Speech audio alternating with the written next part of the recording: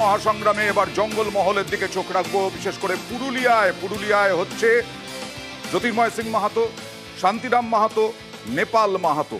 কথা বলবো প্রতিনিধি ইন্দ্রজিতের সঙ্গে। ইন্দ্রজিৎ, ইতিমধ্যেই জ্যোতির্ময় সিং মাহাতো তিনি সাংসদ, বিদায়ী সাংসদ, তিনি পুজো দিয়ে শুরু করলেন বুথে বুথে ঘোরা। আমরা দেখছি মহিলাদের প্রতিটা ভোটেই দেখছি মহিলাদের লম্বা লাইন এই পুরুলিয়ায়। এই মুহূর্তে কি ছবি ধরা পড়ছে?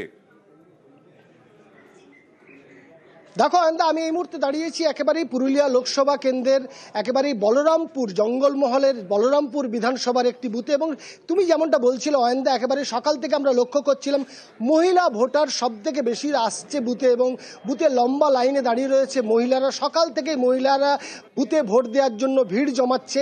অন্যদিকে একেবারে নিরাপত্তা ঠিকঠাক রয়েছে, তার কারণ হচ্ছে কেন্দ্র বাহিনী রয়েছে বুথের মধ্যে এবং রাজ্য পুলিশ রয়েছে লাইন কন্ট্রোল করার জন্য। ফলে স্বাভাবিকভাবেই জঙ্গলমহলের যে ভোট এবং পুরুলিয়া লোকসভা কেন্দ্রের আসবো এই